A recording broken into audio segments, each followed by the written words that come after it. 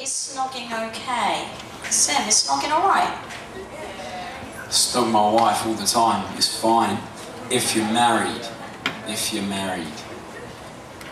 So does that mean that it's not out of the question when you're not married? Is that what you guys are saying? What do you think, Ian? I'll stay mighty quiet. I think we're led by the Spirit. To be honest with you, it doesn't lead to other things. To be honest with you, I think when you get on fire for God, you just want to stay holy. And I think peck on the cheek, maybe a peck occasionally, but don't go down all that snogging, because then eventually you start snogging, and then you're snogging all the time, and then you're lying down snogging, and then you're on the table snogging, and then you'll whisk everything off the table, and you chuck it on the table, you start snogging, and then things start to lead to other things. Do you know what I mean? You're just snogging, and you know. And then you say to her, you go, 8 in the morning, do you want to go jogging? She thinks you said snogging, so you start snogging again. You come around in the morning with your running gear on, let's go snogging. And it's like, whoa, you know what I mean?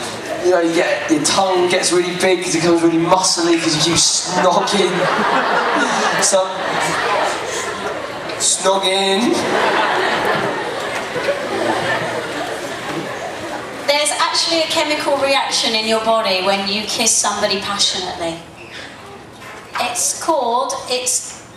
is all part and parcel of what God has said. It's supposed to be sacred, saved for an intimate marriage relationship.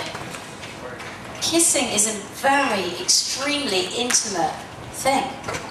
And, you know, it starts you, it gets you going. So why do you want to get going when you're not going anywhere? Why would you start something? It's like cooking a delicious meal and then not being able to eat it. And you're starving hungry.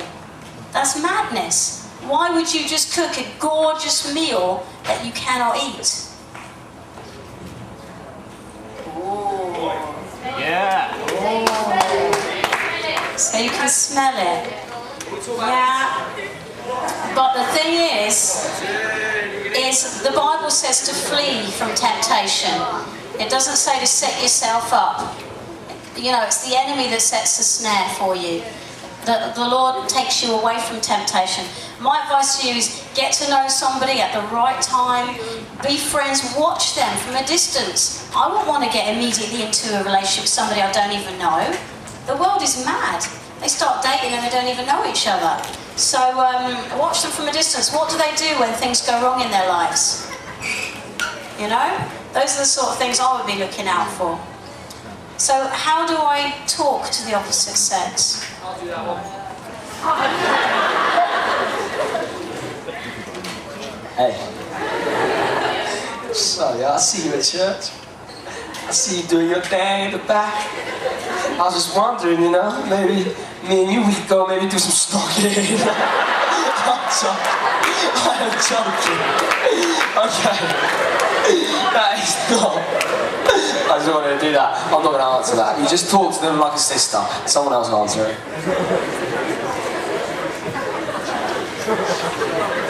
Don't take his advice.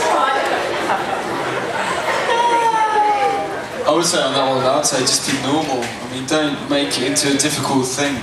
Don't just be weird about it or just start trying to make yourself up like, you know, Tina preached on. You know, just chill. Okay, just chill.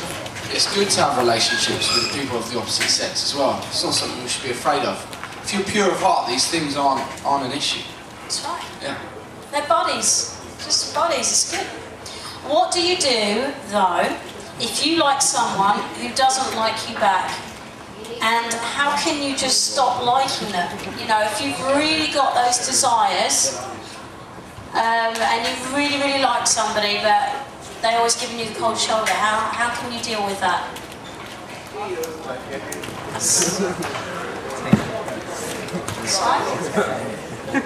know, that could be a very real thing, you know. Guys, you're designed to be attracted to the girls. Girls, you're designed to be attracted to the guys. And there are going to be times when you are going to feel that attachment and feel that drawing towards a certain individual, and you begin to develop feelings that are real feelings. They're not just, you know, they're not always easy just to shut down and be cold and callous about that. You know, then there is, you know, rather than it becoming this massive ordeal, you know, you've got to allow those kind of moments and those times to deepen your relationship with the Lord. You know, allow Him to, you know, to help you with that, to deal with those emotions. You know, and a good thing is, you know, if you have a healthy relationship with the Lord, you know, and you have a healthy prayer life, an emotional prayer life, you know what I'm saying? Not just a cold, kind of dry prayer life, but an emotional prayer life where you're pouring your heart out before the Lord. Then the Lord, through that, will help kind of stabilize your emotions and enable you to be able to just walk through life and to be able to deal with those kind of feelings and the hormonal things as you're growing up. So the best remedy for that situation is just a healthy emotional prayer life. And if you're struggling with it, rather than just seeing it as this big mountain, that this major difficulty, allow it to deepen your relationship with the Lord. You know. The thing is, you know, God doesn't leave us all frustrated. When you get the right, if you're really feeling that somebody's right, God is going to need to do it. You can't make something happen. You can't will something or want it so badly for it to happen. God is going to need to put you together. It's going to need to be, God just doesn't tell one person and then not the other. You know what I mean? Where you think that is definitely the one for me. I've heard people say it's definitely God, and the other person hasn't felt it at all. And what do you do in that situation? You have to trust God. You've got to just let it go and say, Lord, if it's you, if it is from you, you bring it to me. If it's not, I release it completely. We've got to live a surrendered life. If we hold on to these things, it can cause a lot of pain.